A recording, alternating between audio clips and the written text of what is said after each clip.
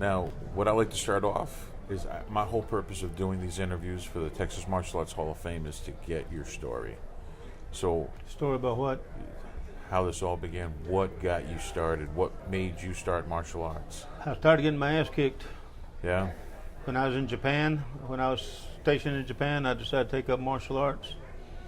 And I used that as a confidence builder and an equalizer to protect myself. So, was this at youth, before teenage years, or? Right after high school. Right after high school. At 17, I joined the military. At 18, I was stationed in Japan. At 20, I was sent to Vietnam. Okay. Yeah. And when did your training start? In 1962, I want to say September of 1962. Okay. So you were trained before you went into Vietnam? Oh, yeah. Yeah. Yeah. So what got you started? Was you said you didn't want to? I would fight. Yeah. At that time, we had a problem with if you weren't white, you were looked down at, and you got shit details. Mm-hmm. And I was having to fight constantly for my rights, for what I felt, hey, somebody else ought to be helping me or doing something like that, and I'd get into fights. And I was losing the majority of them. Yeah. So a friend of mine told me that take up karate. When I got to Japan, that was the first thing on my list, and I took up karate. Who did you go to? I went to an instructor named Michio Koyasu. Okay. He was a master instructor and very strict on basics. Very strict on basics. Okay, what style was it? It's a Japanese system. Japanese Okay. style. Actually, it originated in Okinawa, but I learned it in Japan. Okay. Yeah. So it was one of the Tay systems. Yeah, some of the what? One of the Tay systems. I don't know when it's the. I guess out of Okinawa we have the main systems. The Shorin-ryu. Okinawa. Yeah. Yeah. But like I said, it's called Soru Karate. Okay. Yeah, and I've been involved in ever since. Now, did you get proficient in Japan first before coming back to the States, or? I was good in Japan, but the Texas fighters made me a lot better. In what way? Their skill level was more advanced than mine because I was brought up basics. Mm-hmm. When I fought Texas fighters, they were more fluid, and I told myself I can do that, and I did. And it just improved myself. It just improved my confidence and my ability. And in my school, I taught an open style of karate. Okay. Yeah. Now, did you find a teacher here, or did you Nope. continue learning in Japan? I started out at Bergstrom Air Force Base, going to them with Tony Lassett. He's out of Hawaii. And then I met Jun Rhee at the university in 1960, I want to say 66, something like that, 67. Mm-hmm. But the schedule conflicted. I couldn't train. So I started my own school. And it was history ever since. And what rank were you when you started your own school? I was a first degree black belt. Okay. Yeah. And then eventually I got promoted up through what I was doing by staying in contact with Japan. Now, what year did you end up going to Vietnam? 64, 65. 64 and 65. First week it started. And what was it like for you? Huh? What was it like for you? Very scary. Yeah. Very scary. Did your martial arts help you out? My martial arts gave me the confidence, to be able to do my job. Mm-hmm. Okay, it taught me about fear. Without fear, there is no courage. You have to have fear to bring that out. Now, after Vietnam, coming back to the States, did you immediately go back into the tournaments, training, stuff like that? No. I didn't get into the tournament strain until 68, 69. Yeah. And what was that like for you? I mean, you're coming from a war zone. I mean, you're coming from a war zone. It was great. That's where I met Mr. Harrison, and Okay. that's where I met a bunch of other people. Mr. Kerban, Mr. Minshew, like I said, I met a bunch of them. So coming from Vietnam, that was like home. You didn't really leave, in a sense. I mean, Well, you're meeting some of the greatest warriors out there, Jim Harrison and Corbin. And then did they have the same mindset? Cut it off.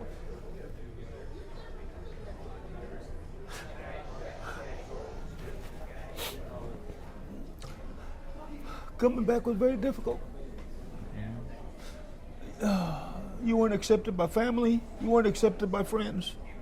You couldn't find a job. Karate was my way out to keep me sane.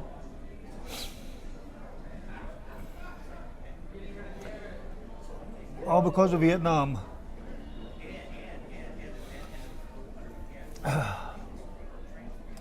And like I say, martial arts plays a big part in my life. It opened many doors for me. The biggest door it opened up was the police department. And I found a brotherhood there that I didn't have. I found a family that I didn't have, that accepted me when my own family rejected me. But because of martial arts, it gave me a way out.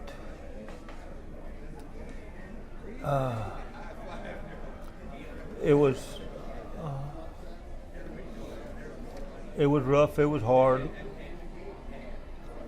but it taught me to calm down and think, and it was, like I say, it was to my advantage. It kept me out of trouble.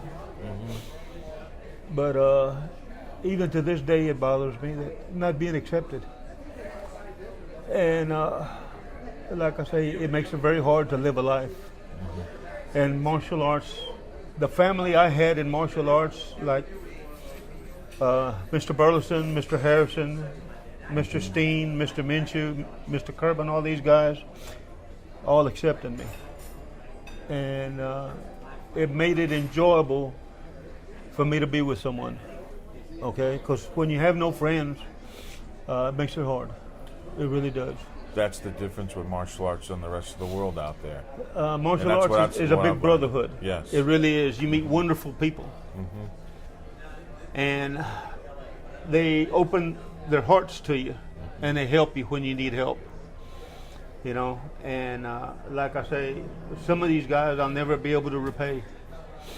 You know, Mr. Burleson, Mr. Minshew, you know, they helped me tremendously in being successful in the martial arts until I closed my school down, and then I went strictly just training law enforcement, you know, and my martial arts skill level played a big part in that also, you know, but I relive it every day, you know, something that doesn't wash away, doesn't go away. You can't take it out of your mind. You know, the only way to do it is blow your goddamn brains out. I ain't gonna do that because Vietnam wins, and I can't stand that.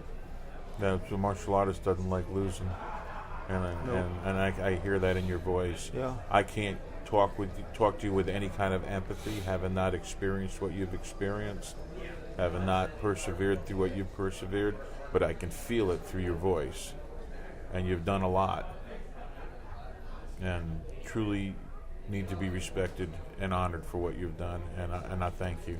I look at it this way: if I wake up in the morning, I'm gonna have me a great day. I am. You know. Absolutely. I don't worry about nothing else no more. I used to. I don't worry about it no more. I look at it. I've lived a good life. I've had a lot of fun. I've met some wonderful people. You know, all because of martial arts. You know, so. You know. I encourage any kid to get involved in martial arts. It's a benefit in their life. Yeah, changed It my really life. is. Yeah. You know, it's a benefit. I was 18 years old when I started. I'm 68 years old. Okay? And I've loved everything I've done in the martial arts. And it's wonderful people involved in it. You may not always agree with them. They may be ugly as hell like Jim. But other than that, you know, it's the heart that counts. You know. Well, sir, it's been an absolute pleasure. But I have one more question, Go for it. and this is about Mr. Harrison All right. being He's ugly. inducted into the Texas Martial Arts Hall of Fame. What do It's you about think? time. It's great. Yes. That man, believe me, his whole life he has dedicated to helping others and improving others. Okay? And like I say, the highest respect for him. I met him in 1969 in Galveston at a tournament. Yeah. First time I ever met him. I've loved him ever since. You know? He was honest, straightforward. You ask him a question, he'll give you the answer. You may not like the answer, but he's going to give you an answer. You know? And he's, like I say, he's a wonderful man. You know? Besides him being ugly, but, you know. Well, sir, it's been an absolute honor and a pleasure. I apologize for my actions, sir. No need to apologize. Sometimes it hurts. You know something? What you've given to the world of martial arts, what you've given to law enforcement, what you've given to the United States deserves honor and respect. And I can't imagine. I can't speak with any kind of empathy as to what you went through because I haven't experienced it. But I sure do thank you. You're a great man. Thank you, sir. Thank you.